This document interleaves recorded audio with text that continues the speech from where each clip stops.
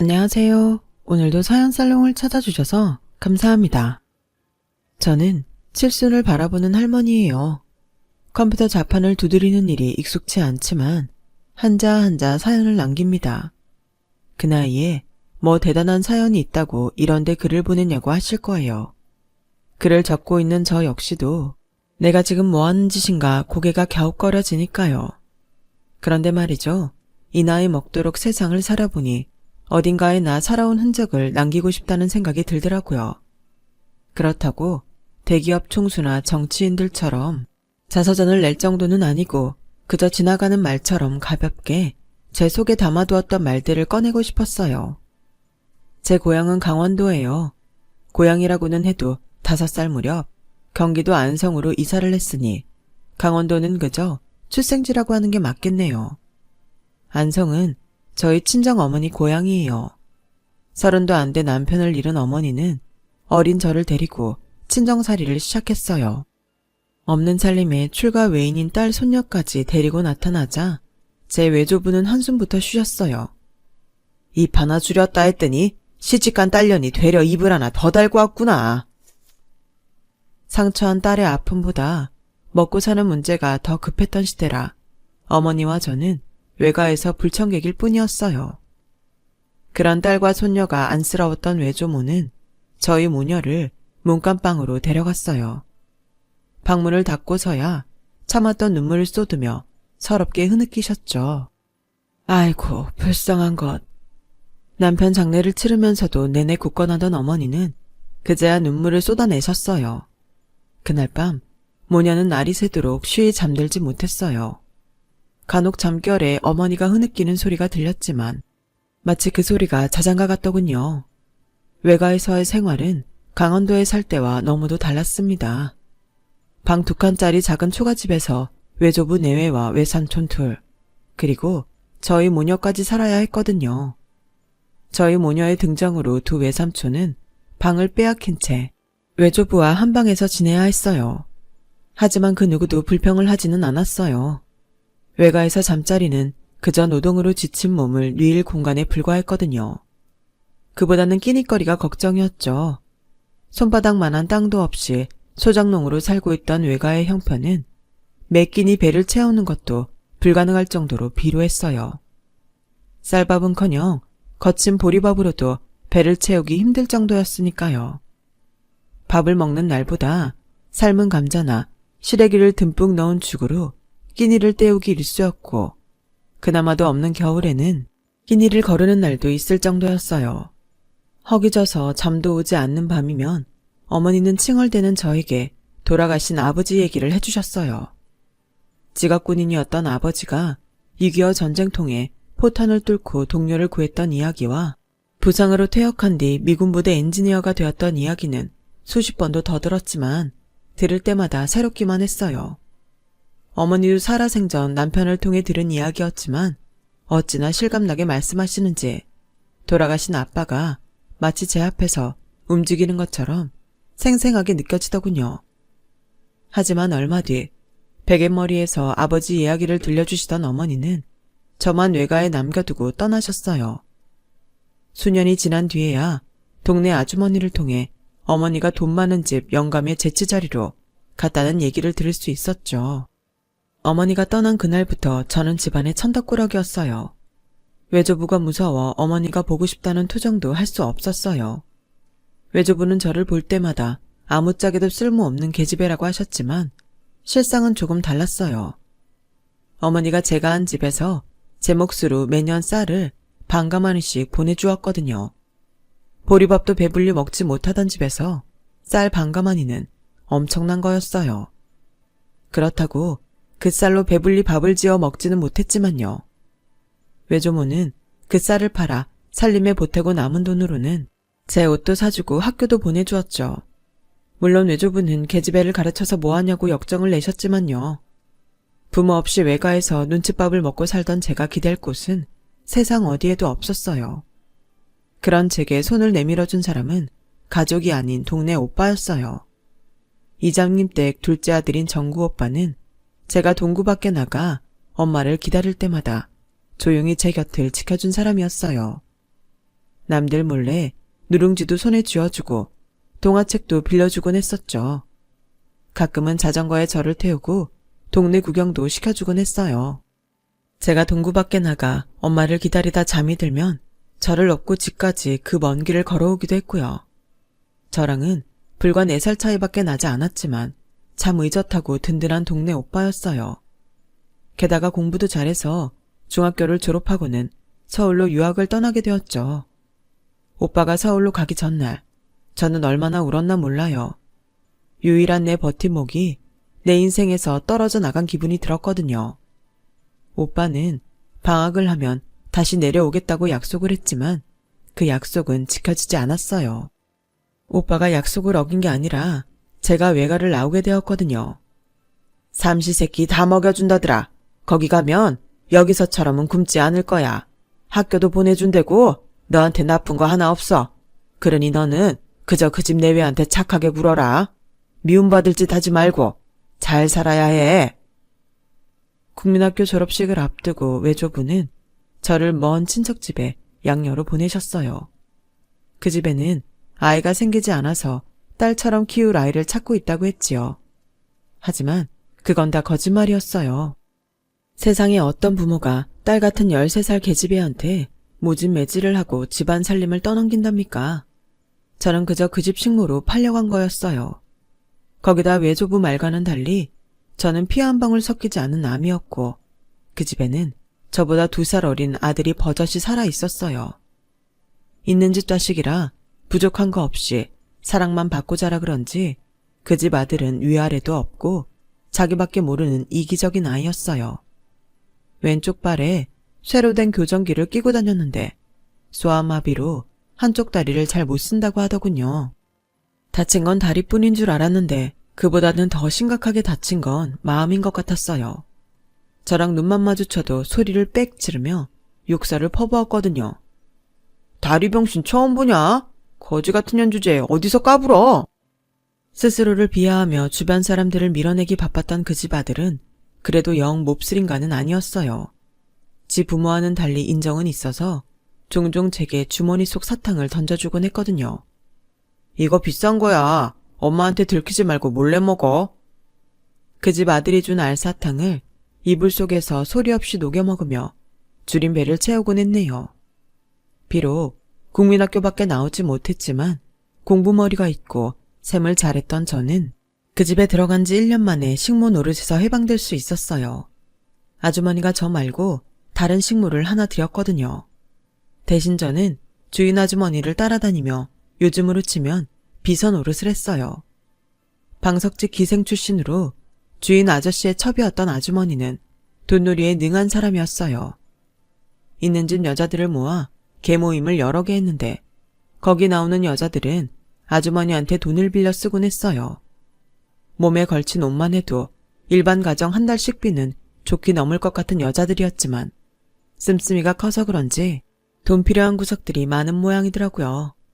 장부를 쓰거나 문서를 주고받을 일이 있을 때면 아주머니는 의례 저를 앞세워 펜을 잡게 했어요.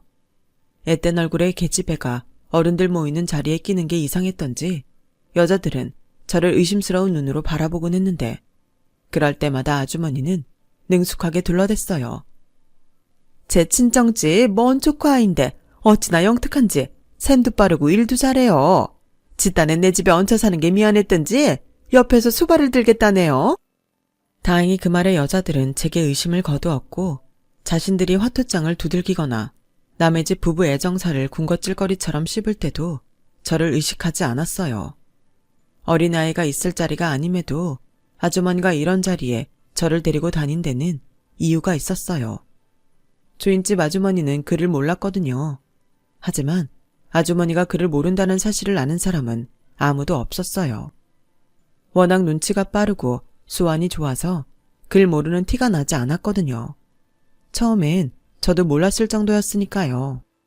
그러다 제가 그 사실을 알게 된 건 그 집 아들 학교에서 온 가정통신문을 아주머니가 몰래 제게 가져와 읽어달라고 하면서였어요. 제가 읽어드리는 내용을 다 듣고는 눈을 부라리며 그러더군요. 너 인연 어디 가서 나 글 모른다는 소리 떠들기만 해봐라. 아주 주둥아리를 갈갈이 찢어 넣을 테니. 아주머니는 고맙다는 말 한마디면 끝날 일을 사나운 말들로 입막음을 하려 들었어요. 제가 그 얘기를 떠들 곳이 어디 있다고 말이에요. 그러다 어느 날인가 제가 그 집 아들이 산수 문제 푸는 걸 옆에서 도와주는 걸 보고는 안방으로 불러들이더군요. 제 앞에 종이를 던져주며 몇 가지 셈을 시켰어요. 외가에 살 때 정구 오빠한테 주산을 배웠던 덕에 또래 아이들보다 셈이 빠르고 능했던지라 저는 아주머니가 내는 계산 문제를 식은 죽 먹기처럼 풀어냈죠. 그렇게 아주머니 앞에서 제 쓸모를 증명한 저는 얼마 뒤 식모살이에서 벗어나게 된 거예요.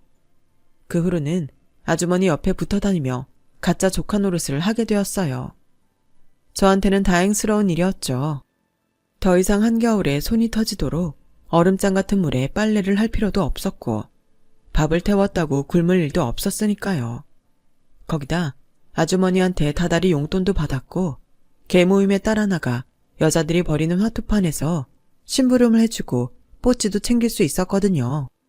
그렇게 그 집에서 22살까지 보낸 저는 그동안 모은 돈으로 독립을 하기로 했어요. 양장학원에 들어가 기술을 배울까 아니면 전화교환원이 될까 처음으로 내 인생을 계획하게 되었죠. 그런데 그 꿈을 실행하기도 전에 그 집 아들한테 발목이 잡혀버린 거예요. 연자야, 나랑 살자. 그간 쭉 생각해 왔는데 아무리 생각해봐도 난 너 아니면 안 되겠다. 어머니랑 아버지는 내가 설득할게. 아니, 내가 너랑 살겠다고 하면 그러라고 하실 거다. 절름발이 서방이라도 너한테는 바람막이가 돼줄 수 있지 않겠냐? 나랑 결혼하자, 연자야. 저한테는 그저 주인집 아들일 뿐이던 남자가 느닷없이 그간 품었던 연정을 앞세워 제 앞을 막아섰어요. 지금껏 살면서 가까운 사람들한테 늘 버림만 받아왔던 저로서는 나를 보내지 않겠다고 내 손을 잡은 이 남자가 무척이나 고마웠어요. 딱히 이 남자한테 사랑을 느낀 건 아닐지라도 연민과 고마움만으로도 살 수 있을 것 같았어요. 하나뿐인 아들이 그 집에서 부리던 계집애랑 결혼을 하겠다고 하자 주인 부부는 펄쩍 뛰었어요. 하지만 아들 고집을 꺾을 자신도 없고 다리까지 저는 아들을 하늘처럼 받들고 살 여자도 흔치 않다는 생각 때문이었는지 결국은 결혼을 허락해 주더라고요. 혹시 자기 집 돈만 빼먹고 남편 버리고 도망가지 않을까 걱정이 됐는지 주인 아주머니, 아니 시어머니는 제가 첫애 임신을 할 때까지는 집에 데리고 살겠다고 그러더군요. 그러자 이번엔 남편이 펄쩍 뛰었어요. 어머니, 내 눈에 흙이 들어가기 전까지 내 색시는 시집살이 안 시켜. 내가 어머니를 몰라? 말로만 며느리라고 하지 우리 연자 식모처럼 부릴 거잖아. 난 그 꼴 못 보니까 그렇게 알고 분가시켜줘. 안 그럼 우리 야반도주한다. 20이 넘었어도 제 눈에는 철없는 주인집 도련님으로만 보이던 남편은 저 하나 지키자고 목에 핏대까지 세워가며 자기 부모랑 맞섰어요. 그렇게 분가를 한 이후에도 남편은 명절이나 시부모 생신 때 시댁을 찾을 때면 혹여 제가 손에 물이라도 묻힐까봐 전전긍긍하며 제 주위를 떠나지 않았어요. 지금 생각해도 저한테는 참 애틋한 사람이었죠. 아들이 이렇게 나오니 여우 같은 시어머니라도 어쩔 수 있겠어요? 적어도 아들 앞에서는 며느리한테 찍소리 못하고 사셨죠. 물론 뒤에서는 아니었지만요. 니년이 내 아들을 어떻게 구워 살만나 몰라도 난 너 못 믿는다. 내 부모 형제도 못 믿는데 내가 누굴 믿어? 혹여라도 땀만 품고 있는 거면 일찌감치 꿈 깨는 게 좋아. 내가 옆에서 눈을 부릅뜨고 니년 하는 꼴 지켜볼 테니까 알아들어? 시어머니가 사람을 잘 못 믿는 데는 이유가 있었어요. 시어머니를 방석집에 팔아넘긴 사람이 바로 시어머니 부친이었거든요. 노름빛에 딸을 팔아넘긴 것도 모자라 돈 떨어질 때마다 식구들이 돌아가며 찾아와 갖은 폐악질을 퍼붓고 코 묻은 돈까지 가져갔다더군요. 그렇게 가족들한테 받은 상처는 고스란히 시어머니 마음에 생채기와 병을 만들어버렸어요. 어머님의 그 병은 20여 년이 흐른 뒤에 치매를 앓다가 세상을 떠날 때까지도 어머님을 괴롭혔어요. 죽는 순간까지 제게 했던 말이 난 너 못 믿는다 였거든요. 그렇게 저를 못 믿는 시어머니를 저는 5년이나 똥기저귀 갈아가며 치매 수발을 했어요. 몸 팔고 술 파는 방석집 기생에서 늙은 남자 첩으로 살기까지 어머님의 인생은 평탄치 않았고 수신과 눈물의 세월이었기에 간혹 야속한 마음은 들었어도 마음 깊이 어머님을 미워하지는 않았어요. 오히려 가엾다 생각했을 뿐이었죠. 어머님보다 10여 년 앞서 세상을 떠나신 아버님은 돌아가실 때 모든 재산을 본처와 본처 자식들한테 남기고 가셨어요. 그 바람에 제 시어머니는 배신감에 치를 떨며 병을 얹으신 거였고요.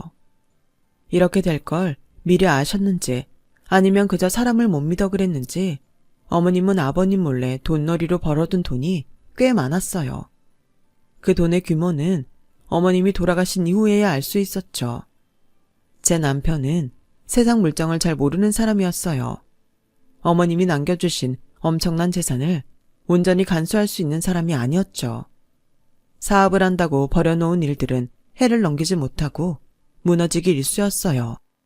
저는 늘 남편이 저지른 일들을 마무리하고 다니기 바빴고요. 그래도 남편 기죽이지 않으려고 한 번도 타박한 적은 없었어요. 지금에 와서는 차라리 그때 남편을 대신해 내가 돈 관리에 나섰더라면 내 노후가 그처럼 비참하지는 않았을지 모른다는 생각을 하기도 했지만요. 결혼하고 3년 만에 얻은 아들 녀석도 지 아빠를 닮아서 버는 것보다 쓰는 걸 잘하는 아이였어요. 그래도 워낙 시어머니한테 물려받은 돈이 많아서 먹고 사는 문제는 걱정할 필요가 없었어요. 그런데도 남편은 가장으로서 뭔가 보여줘야겠다는 강박증을 달고 살았던 탓인지 죽는 그날까지도 사업에 미련을 버리지 못했어요. 주변엔 돈 냄새를 맡고 달려든 사기꾼들 뿐이었는데도 남편은 그들의 달콤한 혓바닥에 놀아나 돈이며 술이며 퍼먹이기 바빴죠. 그날도 남편은 뱀 혓바닥 같은 술수에 노란하다 술값만 진탕 뒤집어 쓰고 술에 취해 집에 돌아오던 길에 뺑소니 차에 치여 세상을 떠났어요. 아내와 자식 앞에 뭔가 보여주겠다는 꿈도 이루지 못한 채요. 그때가 제 나이 49이었네요. 예고 없이 남편과 사별한 뒤 대학생 아들과 단 둘이 남겨진 저는 남은 재산을 끌어모아 식당을 열었어요. 아직은 아들 녀석한테 돈 들어갈 일이 남아있던 터라 뭐라도 해서 돈을 벌어야 했거든요. 배운 것도 없고 수십 년 동안 남편 그늘에서 살림만 하고 살아보니 할 줄 아는 돈벌이도 없어서 궁여지책으로 시작한 거였죠. 평소 음식 솜씨 좋다는 말을 듣고 살았던 터라 내심 자신이 있었는데 집에서 만들어 먹는 음식과 돈 받고 파는 음식은 하늘과 땅 차이더라고요. 식당은 개업을 한 그날 이후 파리만 날렸고 잔뜩 받아놓은 식재료는 썩어나가기 바빴어요. 이러다가는 있는 돈도 다 까먹고 길바닥에 나앉겠다 싶더라고요. 그렇게 가까스로 1년을 버티고 나서야 손님이 좀 드는 가게로 탈바꿈하게 되었어요. 실력 있는 주방장을 들여서 그 밑에서 야채 손질부터 허드렛 일까지 해가며 일을 배웠거든요. 주방장은 수 틀릴 때마다 성질을 부리고 무단 결근을 하기도 했지만 저는 비위를 맞춰가며 죽은 듯이 일을 배워나갔어요. 어깨너머로 배운 레시피를 그날 공책에 적어놓고 식당 식구들이 퇴근한 후에 혼자 주방에 들어가 레시피를 따라 음식을 만들어 보곤 했어요. 그렇게 차근차근 배워나간 덕에 1년이란 시간과 그동안 들어간 돈이 헛되지는 않았죠. 이제는 제멋대로 아나무인으로 구는 주방장의 비위를 맞출 것도 없어서 버릇처럼 내던진 그만두겠다는 말에 그날로 정선해서 내보내고 제가 주방을 맡게 됐어요. 내 장사다 생각하니 콩나물 대가리 하나도 허투루 버리지 못하겠더라고요. 전에 있던 주방장은 숭둥숭둥 잘라버리던 무청이며 배추잎도 잘 모아서 국이랑 반찬으로 만들어 내놓고 고기를 잡으며 잘라낸 자투리 소고기에 자투리 버섯을 섞어 소고기 버섯 조림도 만들어 반찬으로 내놨어요. 서너 가지 내놓을 반찬에 자투리 재료 아껴서 만든 반찬까지 더하니 반찬 가지수도 늘어서 손님들이 좋아하더군요. 밥이 모자란다는 말이 들리면 돈 안 받고 공깃밥도 공짜로 내어주고 아낌없이 퍼주는 장사를 하다 보니 인심 좋다는 말과 함께 손님이 하루가 다르게 늘어갔죠. 그때는 내 음식을 맛있게 먹어주는 사람들이 있어서 힘든 줄도 몰랐어요. 그렇게 10여 년을 음식 장사를 하며 살다 보니 온몸이 성한 곳이 없더군요. 손마디에는 류마티스가 생겨서 철철이 뼈주사를 맞으며 버텨야 했어요. 간 수치도 오르고 온몸이 종합병원 수준이었죠. 그러는 사이 아들놈은 직장에 취직해 장가도 갔고 결혼할 때 아파트도 한 채 사줬으니 부모로서 할 도리는 다 했다 싶더군요. 약을 달고 살며 밤마다 끙끙 앓는 것도 더는 못할 짓이라서 환갑을 넘기고는 가게를 정리했어요. 그랬더니 아들놈이 난리를 치더라고요. 엄마, 가게 안 하면 앞으로 뭐 해먹고 살려고 그래? 설마 나한테 기대 살려는 건 아니지? 그런 거라면 꿈도 꾸지 마. 난 내 인생 책임지는 것만으로도 벅차니까. 아이고, 걱정도 팔자다. 아무렴 엄마가 너한테 빌부터 살겠니? 내 앞으로 집도 있고 노후자금도 만들어놨어. 너한테 손 벌릴 일 없으니까 걱정하지 마. 그때는 그저 아들한테 손 안 벌리고 내 한 몸 건사하고 살면 되겠다 했는데 세상 일이 마음먹은 대로 되지만은 않더라고요. 기껏해야 명절에나 얼굴을 보이던 며느리가 웬일인지 밤늦게 집에 찾아왔더라고요. 둘째를 임신한 몸으로 유치원생 첫애까지 데리고 말이에요. 며느리는 저를 보자 다짜고짜 더는 내 아들이랑 못 살겠다고 울음을 터뜨렸어요. 어머님, 저 그 사람이랑 갈라설래요. 더는 이렇게 못 살아요. 아가, 무슨 일 있었니? 니들 싸웠어? 설마 재민이가 바람이라도 피웠다니? 그랬더니 며느리가 휴지로 눈물을 찍어내며 그러더라고요. 차라리 바람을 피웠으면 위자료나 왕창 받고 이혼하게요. 그 인간이 글쎄 주식한다고 회사 돈을 빼돌렸다지 뭐예요. 회사에서 소송 건다고 난리도 아니에요. 어머니, 저 이제 어떡해요? 둘째 출산도 얼마 안 남았는데 그 애 교도소 보내고 저 어떻게 사냐고요. 정말 하늘이 무너지는 줄 알았어요. 그 길로 아들한테 전화를 걸어 어떻게 된 거냐고 물었더니 짓단은 곧 태어날 둘째를 생각해 한미천 잡을 욕심으로 벌인 짓이라고 하더라고요. 확실한 정보를 듣고 투자한 거라 얼른 돈을 채워 넣으려고 했는데 일이 틀어져서 자기도 난감하다고요. 아, 그게 작전주의인 줄 누가 알았냐고. 엄마, 그래서 말인데 나 돈 좀 해주면 안 돼? 엄마 집 팔고 노후자금 마련해 놓은 거 좀 빌려줘. 내가 무슨 수를 써서라도 그 돈은 꼭 갚아줄게. 응? 엄마 노후는 내가 책임지면 되잖아. 자식 있는데 집이면 노후자금이 무슨 필요야? 그러니까 엄마, 나 돈 좀 해주라. 곧 있으면 엄마 둘째 손주도 태어날 텐데 내가 교도소 들어가면 와이프랑 내 새끼들은 어떡하냐고. 엄마, 나 좀 살려주라. 세상에 어느 부모가 내 자식이 교도소에 들어갈 판이라는데 돈 욕심을 부리겠어요. 거기다 큰 손주에 곧 태어날 둘째까지 아빠 없는 애를 만들 수는 없잖아요. 그래서 부랴부랴 집을 내놓고 예금을 들어 놓았던 돈도 전부 해약했어요. 돈 준비가 됐다는 말에 아들놈은 불이 나게 찾아왔더라고요. 집은 팔리는 대로 돈 빼서 줄게. 일단 은행에 가서 현금부터 네 계좌로 이체해주마. 그 말에 아들놈은 죽다 살아난 놈처럼 안도하더군요. 아, 살았다. 엄마, 내가 앞으로는 절대 주식 같은 건 쳐다도 안 볼게. 진짜야, 약속해. 그런데 그 순간 아들놈 얼굴에서 죽은 남편 얼굴이 보이지 뭐예요. 매번 일을 저지르고 제가 수습을 하고 나면 앞으로는 정신 바짝 차리고 살겠다며 아무 일 없다는 듯 싱글싱글 웃던 그 얼굴이요. 순간 이게 끝이 아니겠다는 불안한 마음이 앞섰어요. 그때 떠오르는 모습이 있더라고요. 바로 제 시어머니였죠. 시어머니는 사람을 믿지 못해서 100원짜리 동전 하나 빌려줄 때도 각서를 쓰게 하는 분이었어요. 시어머니 옆에서 비서처럼 따라다니며 제가 했던 일 중 가장 많이 했던 일이 바로 상대한테 돈을 빌려주고 각서를 받는 일이었거든요. 아들놈한테 돈을 넘기려니 저도 모르게 그 순간이 떠오르지 뭐예요. 세월이 흘러도 몸이 기억하는 건지 나도 모르게 종이랑 인주를 꺼내와선 아들 앞에 내밀었어요. 엄마, 이건 뭐하러 들고 와?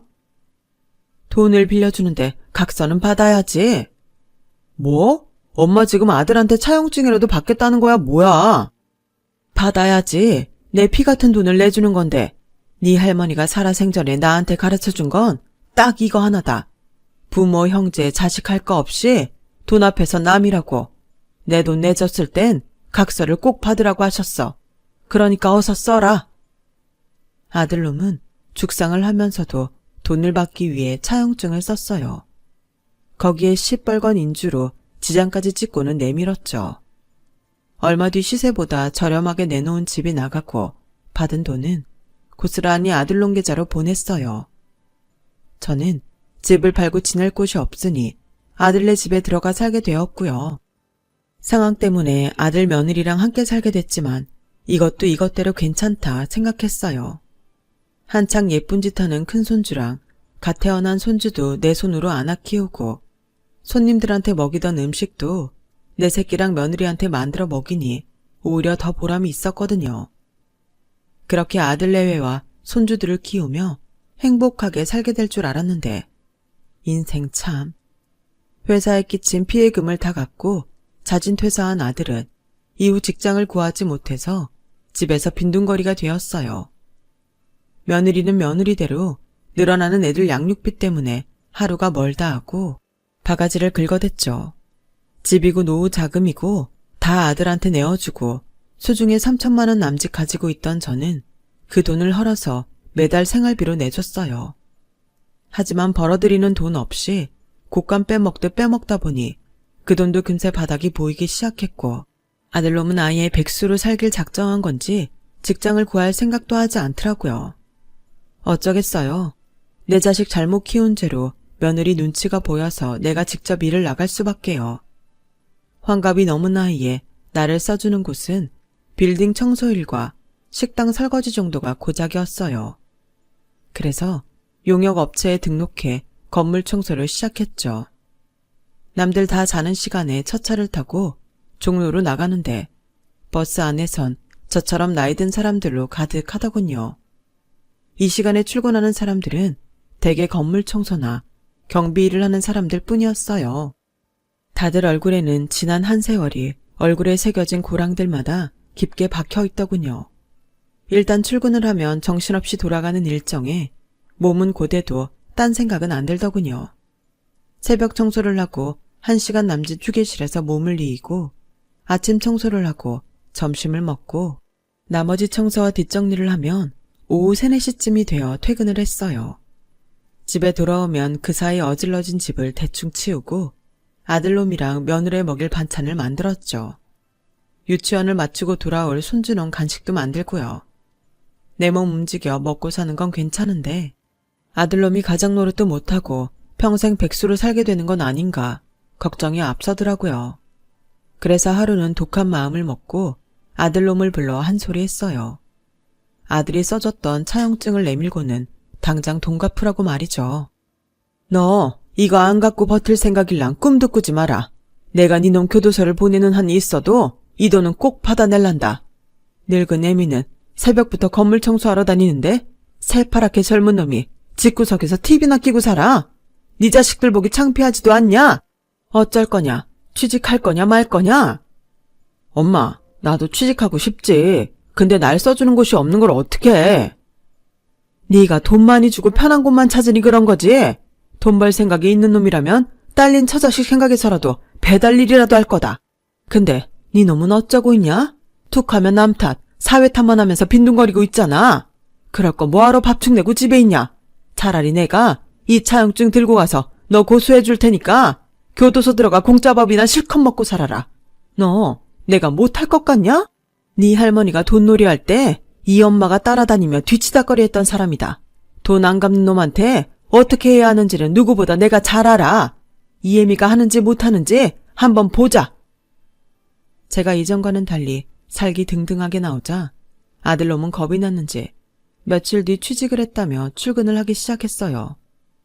전에 다니던 회사와는 비교도 안 될 정도로 작은 회사였지만 그래도 집 밥벌이는 하게 된 거죠. 아들이 취직을 한 후에도 저는 3년 가까이 건물 청소 일을 했어요.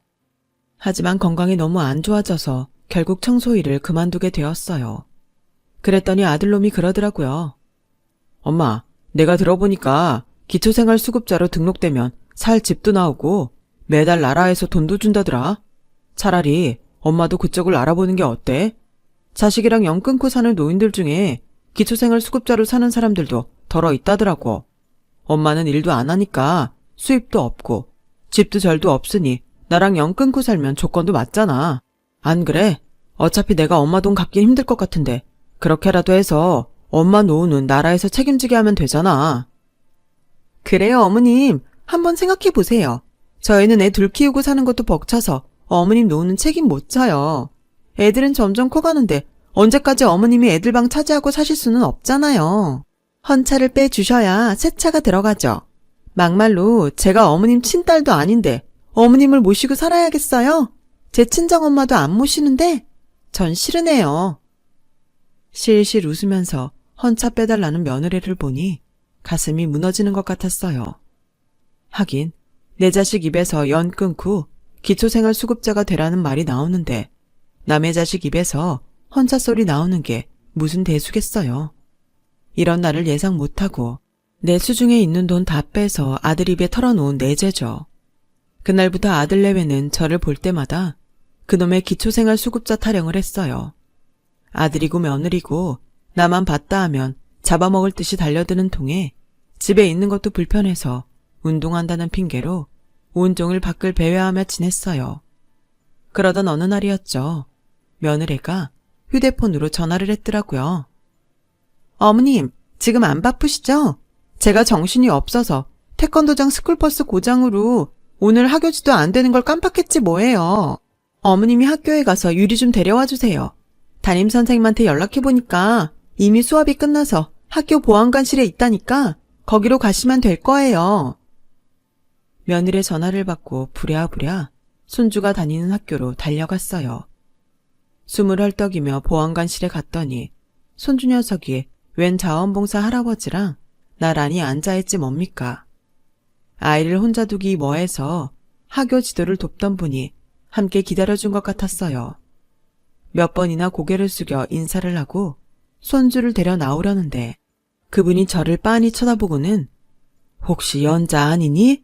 연자 맞지? 오연자. 나다. 정구 오빠. 하얗게 샘머리를 가지런히 넘긴 백발 노인이 저를 보고는 반갑게 인사를 했어요. 정구 오빠? 안성 살던 그 정구 오빠? 그래 나다. 이게 얼마만이냐? 반세기도 넘은 뒤에야 다시 만나게 된 정구 오빠 앞에서 저는 순식간에 10살짜리 계집애가 되었어요. 오빠는 방학하고 고향집에 내려갔다가 제가 서울 부잣집에 식모로 팔려갔다는 소리를 듣고 가슴이 아파서 무척 울었다고 했어요. 서울에 살면서 혹시 길에서라도 마주치지 않을까 저랑 닮은 여자아이만 보면 눈길이 떨어지지 않았다면서요. 그날 보안관실에서 저는 그간 살아온 세월을 쉴 새 없이 쏟아냈어요. 오빠는 주름진 제 손을 꼭 잡아주며 꿋꿋하게 잘 버티고 살아줘서 고맙다며 저를 위로해 주었죠. 오빠는 중학교 선생으로 정년퇴직을 하고 5년 전 아내와 사별했다고 했어요. 자식들은 다 장성해서 하나는 고등학교 선생을 하고 하나는 미국에서 외국 기업에 다닌다고 하더군요. 자식들과 떨어져 혼자 살다 보니 적적해서 봉사활동으로 아이들 등하교 지도를 돕고 있다고 했어요. 제 아들네 집이랑 가까운 곳에 사니 종종 들르라며 주소를 적어주었어요. 그렇게 오랜만에 만난 종구 오빠랑 얘기를 나누고 손주와 집에 왔는데 며느리가 저를 보자마자 눈에 불을 켜고 소리를 지르지 뭡니까. 애 데리러 간 사람이 이제야 돌아오면 어떡하냐면서요. 때가 되면 집에 들어오셔야죠. 집 청소도 안 해놓고 세탁기도 안 돌리고 그이 퇴근 시간 다 됐는데 저녁밥은 어쩌라고 이제 오세요. 내가 정말 미쳐. 어머님 이러실 거면 따로 나가 사세요. 왜 자식 집에 얹혀 살면서 며느리 힘들게 하시냐고요. 막말로 제가 어머님 아들이랑 결혼했지 어머님이랑 결혼한 거 아니잖아요. 근데 왜 날 힘들게 하냐고요. 악을 써가며 소리를 지르는 며느리를 보니 내가 마치 큰 죄라도 지은 것처럼 느껴지더라고요. 예, 너 어떻게 시애미한테 악을 쓰고 달려들 수가 있니? 내가 이 집 식모냐? 청소고 빨래고 밥까지 내가 해야 되는 거냐고. 그동안 내가 말은 안 했다만 너 나한테 이러면 안 되는 거다. 내가 그동안 니들한테 못해준 게 뭐냐? 돈을 안 줬냐? 살림을 안 살아줬냐? 손주를 안 키워줬냐? 내 한 몸 뼈 빠지게 갈아가며 니들 뒤치다꺼리 해줬는데 어떻게 니가 이러니? 그때였어요. 현관문을 열고 들어온 아들놈이 눈을 부라리며 제게 빽소리를 지르네요. 엄마가 뭔데 이 사람한테 큰 소리야. 안 그래도 선우 우울증으로 힘든 사람인데 꼭 이럴 때 시어머니 노릇을 해야겠어? 아무리 내 엄마지만 내 와이프한테 함부로 하면 나 엄마고 뭐고 안 보고 살 거야. 그러니까 이 사람한테 당장 사과해. 어서. 자식 새끼도 다 필요 없다고 아들놈은 무조건 지 처편을 들며 저한테 사과하라고 윽박질렀어요. 그 모습에 눈물이 핑 돌더군요. 늙으면 자식도 다 필요 없고 손에 나살돈만 쥐고 있으면 된다는 우스갯소리가 그렇게 사무칠 줄은 몰랐습니다. 쫓겨나다시피 아들집을 나온 저는 갈 곳이 없어서 방거리를 헤맸어요. 조부모 손에 이끌려 낯선 집에 식모로 팔려왔을 때보다도 지금 이 순간이 더 가슴 무너지게 아프더군요. 한참을 걷다가 아들네 아파트 앞까지 왔지만 선뜻 들어갈 마음이 생기지 않았어요. 그래서 주머니에 담아두었던 종이를 꺼내 정구 오빠 집으로 찾아갔죠. 늦은 시간에 울린 벨소리에 오빠는 잠결에 나왔는지 부스스한 머리로 현관문을 열어주었어요. 막상 오빠 얼굴을 보자 민망함이 앞서서 그냥 돌아갈까 하는 마음이 앞서더군요. 그런 제 마음을 알아챘는지 오빠는 방공기가 차나며 안으로 들였어요. 오빠가 내려준 따뜻한 녹차를 마시며 어금니로 꽉 깨물고 속 얘기를 쏟아내었습니다. 아들 바람대로 기초생활 수급자라도 돼서 그 집을 나올까? 다시 건물 청소 일을 알아봐야 하나? 이런저런 얘기를 꺼내자 오빠는 무거운 얼굴로 그러더군요. 연자야, 이제 그만 힘들게 살아라. 이제 너도 좀 편할 때가 되지 않았니? 아들 집에 가기 싫으면 여기서 살아. 방도 많고 너 눈치 줄 사람도 없다. 다 늙은 마당에 너나 나나 내외할 일도 없지 않겠니? 그저 고향 오빠 동생으로 서로 의지하고 살자. 그냥 그렇게 살자 우리. 정구 오빠 말에 눈물이 쏟아졌어요. 피 한 방울 섞이지 않은 이 사람은 반세기 전에도 지금도 내게 이리도 따뜻한데 어쩌면 내 피부치들은 다들 나한테 이리 매정할까. 서러운 마음에 한참을 울었습니다. 다음 날 아들 집에 들어갔더니 현관 앞에 짐가방이 나와 있더군요. 아들이 어디 출장이라도 가나 했더니 마침 안방에서 나오던 며느리가 저를 보고는 바로 안방으로 들어가 지 남편을 데려 나왔어요. 아들은 잠도 덜 깬 얼굴로 혀를 차며 말했어요. 엄마, 남자 생겼다며? 유리한테 다 들었어. 엄마는 며느리랑 손주 보기 창피하지도 않아? 어떻게 남자 집에서 자고 들어올 생각을 해? 됐고, 이렇게 된 거 이참에 그 집 가서 살아. 내가 짐 다 싸놨으니까 가방 들고 나가라고. 뭐 이놈아? 너 지금 그게 애미한테 할 소리냐? 늙은 네 애미 집이랑 돈 가져간 것도 모자라 등골까지 다 빼쳐먹고 이제 빼먹을 거 없으니까 나가라고? 이런 썩을 놈? 그래, 나가주마. 되먹지 않은 자식 새끼도 지긋지긋하고 위아래도 없이 날뛰는 며느리도 꼴 보기 싫으니 내가 나가주마. 그런데 너 이거 하나는 알아둬라. 내가 이 집을 나가는 순간 너도 이 집에서 온전히 못 살 거다. 너도 알잖아. 이 집은 내 돈으로 산 내 집이라는 거. 그뿐이냐? 네 놈이 주식한다고? 회사 돈 뺏쓰고 나서 나한테 돈 끌어다 갚았잖냐? 그때 네가 쓴 차용증 아직 내 손에 있어. 이참에 나도 그 돈 다 받아야겠으니까 그렇게 알고 돈 갚을 준비나 하고 있어라. 저는 그 길로 아들이 싸놓은 짐가방을 들고 나왔어요. 뒤늦게 아들과 며느리가 달려나와 저를 붙들고 잘못했다고 통사정을 했지만 하늘이 두 쪽 나도 이번만큼은 용서하고 싶지 않았습니다. 제 사정을 들은 정구 오빠는 작은 방을 하나 내주었어요. 언제까지고 있어도 좋으니 있는 날까지 마음 편히 있으라고요. 집을 나오고 반년이 지난 지금 저는 작은 전세 빌라에서 살고 있어요. 아들네가 살던 아파트를 팔고 그중 절반을 돌려받은 돈으로 구한 거죠. 아들 내외는 지금이라도 마음을 돌려달라고 통사정을 하는데 이것들이 언제 마음이 변할지 누가 압니까? 한 번 속지 두 번은 안 속습니다. 그래도 다행인 건 제가 아들한테 집을 사주던 당시보다 아파트 값이 많이 올라서 적지 않은 돈을 회수할 수 있었다는 거예요. 생각 같아선 아파트 판 돈을 몽땅 받아오고 싶었지만 늦음하게 자식 새끼 길바닥에 나앉히고 다리 뻗고 살 수 있겠어요? 그래서 반은 받고 나머지 돈은 매달 50만 원씩 갚으라고 했습니다. 저도 생활은 해야 하니까요. 정구 오빠는 돈 쓰지 말고 자기 아파트에 들어와 살라고 했지만 싫다고 했습니다. 이제 남의 눈치 보고 사는 건 하고 싶지 않았거든요. 대신 정구 오빠와 함께 내 인생 처음으로 데이트도 하고 맛집에도 다니며 인생을 즐기고 있답니다. 지금 이렇게 사연을 적는 와중에도 이제 그만 쓰고 나가자고 성화네요. 삭막하기만 했던 제 인생에 꽃길을 열어준 사람과 오늘도 데이트가 있거든요. 별거 아닌 제 인생 얘기를 들어주신 분들께 감사드립니다. 모두 이 세상 사는 날까지 행복하게 살아봅시다. 여러분, 사연 댓글에 응원과 현명한 조언 부탁드려요. 좋아요와 구독은 저에게 큰 힘이 됩니다.